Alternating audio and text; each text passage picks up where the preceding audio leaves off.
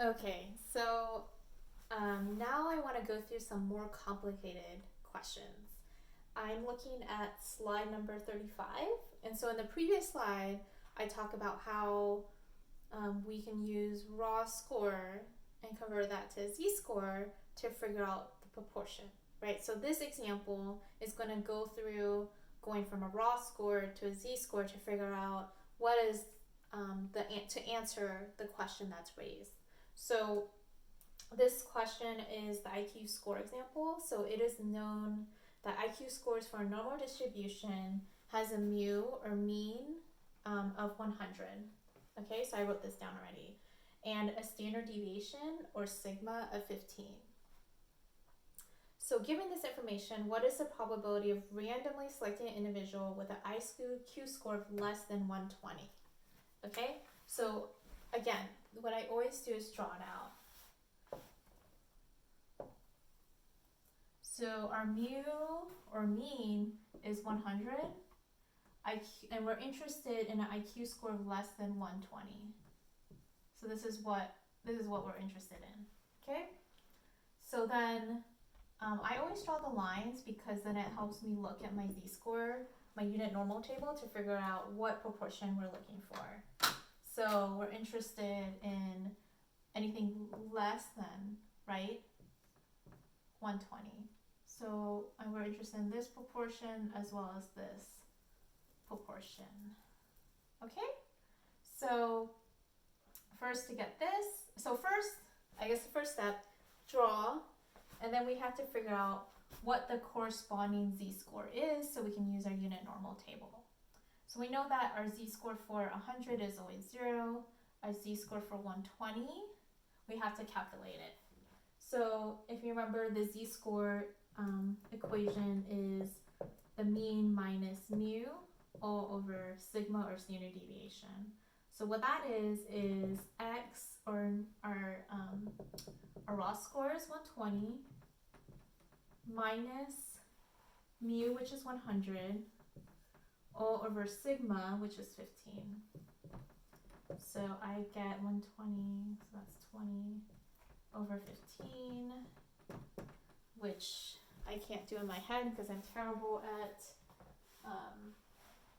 arithmetic in my head. Some of you are already saying, okay, the answer is, so I get positive 1.33. Okay.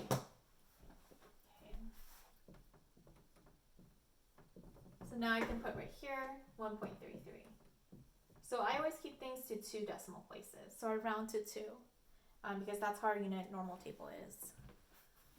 Okay, so now what I'm going to do, I already know that this part is 50, right?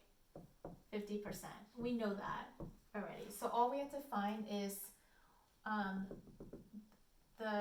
this is within the mean, so the proportion between mean and z. So I'm going to go to 1.33 and then look in my table for what that proportion is within the mean.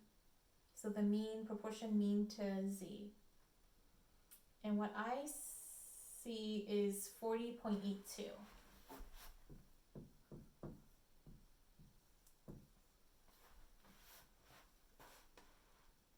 So I went to 1.33 and I looked at the column where it says proportion, or percentage between mean and z. So we're just getting this region right here, right? So I get 40.82. So now for the answer, so a lot of students just stop at this point because they find, okay, I found this. But really what the answer is anything below 120 or 1.33. So we have to add 40.82 plus 50%, right? Because we're getting this region as well. And what I get is 90.82%, or a proportion of that is 0.82. So any one of these answers are correct. Okay. So then the next example I really like because it's a little more complicated. It asks about the car speed example. So this is slide number 37 in my slides on Canvas. So let me, oh, I shouldn't erase that part. Okay. Erase this. Hope you guys all got it. I need a better eraser. Okay, maybe I should buy one on Amazon. So the question is, the Highway Department conducted a study measuring highway speeds on a local section of interstate highway. So they found that the average speed, so I'm going to start writing this stuff down. So the average speed is 58 miles per hour. So mu is 58. Standard deviation, or sigma, is 10. So this is standard deviation. The distribution was approximately normal. What proportion of cars are traveling between 50, so we know 55. So we want to know the proportion of 55 to 65. So you can already see this is going to be a tough question. So I'm going to draw it out.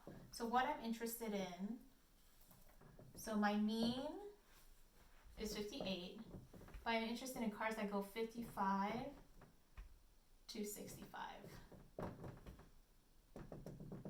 So what I'm interested in is this proportion right here, sorry, plus this proportion right here.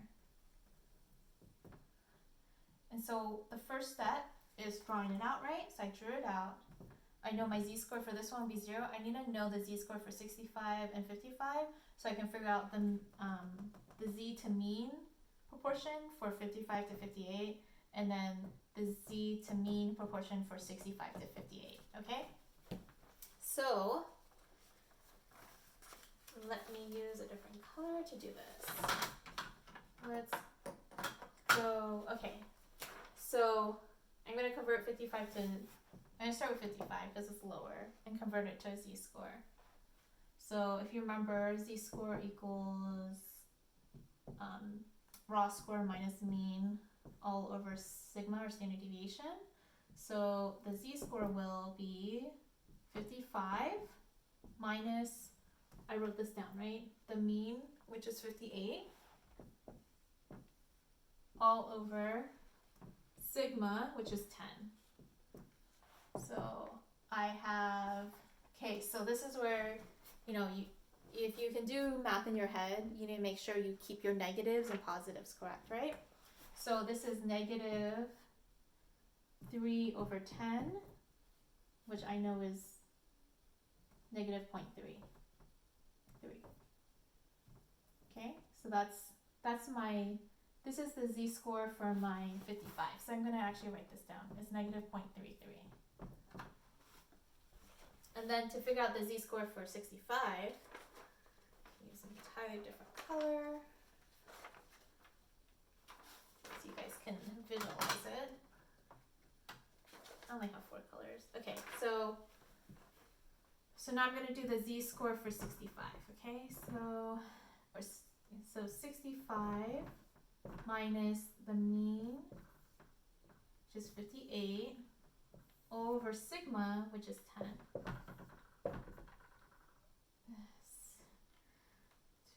So I think this is 7 over 10, is that right? Let's see.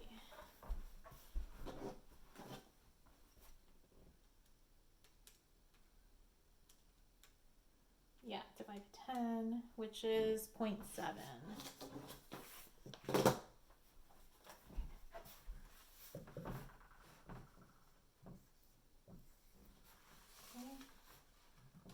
So this is z-score, okay? 7. So now I need to know what's in this proportion and what's here and add them up, right? So I'm going to use my unit normal table, right? So that's what we've been doing. I'm going to go to and use the z-score, so minus 0.33.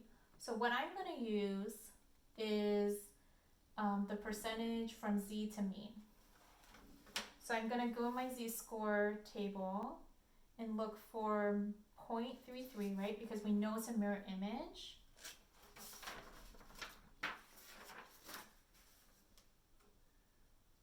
Okay.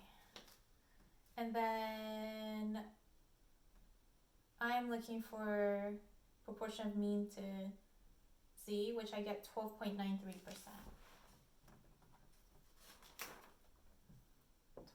12.93%. And then, okay, hopefully that's okay for everyone right now. So I just found the 0.33 and that mean to z proportion. And now I want to do the mean to 0.7.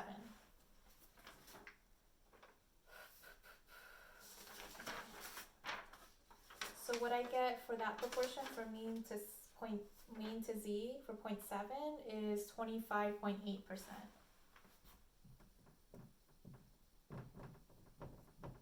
Okay. So then you want to add these two together, right? So it'll be 12.93% plus 25.8%. And what I get there, so hopefully you guys can see that board. Make sure it's getting it. Okay, so 12.93, oops, plus 25.8, and I get 38.73. Hopefully that's what you all get too.